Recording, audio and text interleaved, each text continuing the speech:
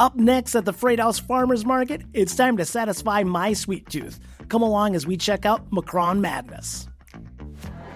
Kaye, I love macarons a lot. They're just so fun, bite-sized, usually bright colors as well. And I'm so happy that I found some down here. Tell me a little bit about Macaron Madness. Well, I'm happy you found me too. So this actually got started back during COVID. I think a lot of bakers kind of got started around then. I was kind of just baking at home for fun, and my friends really liked them. They encouraged me to try selling them, so I tried selling them down here at the market. One thing led to another, and I've been down here for the past 4 years now. Yeah, one thing I love about farmers markets, and more specifically this winter's farmers market, is that everything's so compact. I mean, you're getting... If you're a small business wanting to start out, you know, the footprint that you've got to fill is pretty small and pretty manageable. Yeah, that's one of the great things about the Freight House Farmers Market is that I was able to get started with no previous small business experience, and the rent here is really cheap. It's really easy for someone like me who I kind of just wanted to share my hobby to get started and then have a successful business right out the gate. Oh, that's great. And everybody loves macarons. I guess, why did you lean towards macarons? Why not breads or cookies or something else? So back when I was going through like my baking phase, I really wanted a challenge. So I was kind of looking around on the internet, like what's challenging to make. And the first time I made macarons, I couldn't get them. The second, third, fourth, fifth time, a disaster every single time. And that's a pretty common experience. They are difficult to make. Once I finally got them, I was so excited that I wanted to keep making them and try out different things. One of the great things about making macarons is that you're starting with a very basic sort of almond sugar cookie shell, which doesn't have any flavor in it to itself. And so that flavor all comes from the filling. And so really the sky is the limit with whatever flavors you want to come up with. That's why you see so many different flavors here at my booth. That's why you see so many different flavors when you go buy macarons elsewhere. And so the combination of being, you know, I really like the challenge, and then also being able to make so many different things has really kept it interesting for the past few years. No, you said they're difficult to make. Is there one type that's a little bit more hard to make compared to others? I would say I've got them down pretty much all the same. You're an expert now. I can do it, you know, like you brush your teeth, you know, I can make macarons.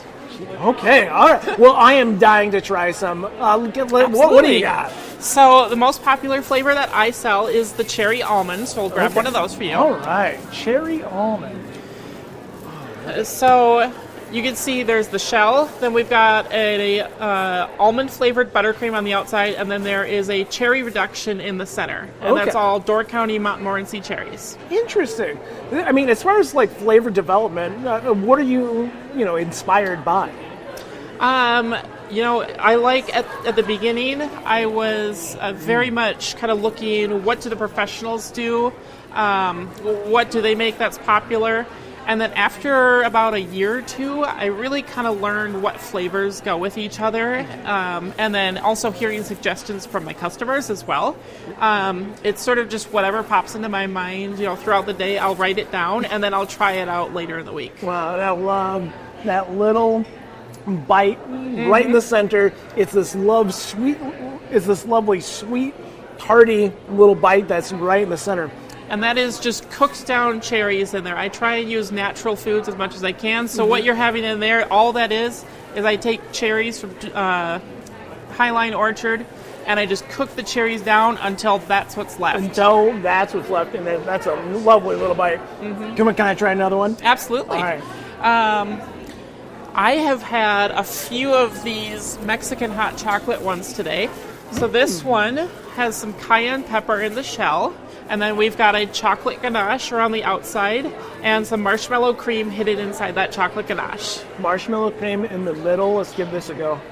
One of the fun things about macarons compared to other cookies is that you can always hide stuff in the center. So when people bite into it and they're not expecting it and they get that little surprise, it's a joy every time. Yeah, look at that. This lovely little marshmallow just hidden right in the middle.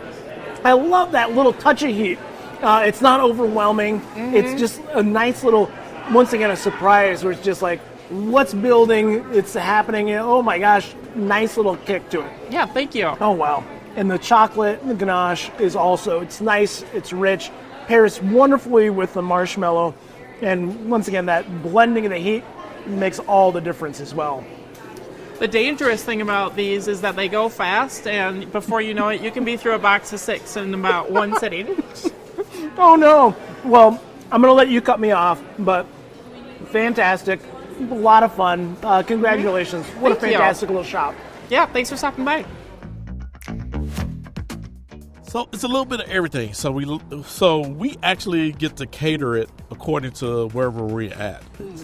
We're known for our gluten-free options and our catering, and so we've been at different events where it's like, hey, can you bring this particular item here? And so we was like, okay, so we're not like stuck on like one particular thing where we're going to sell at every location.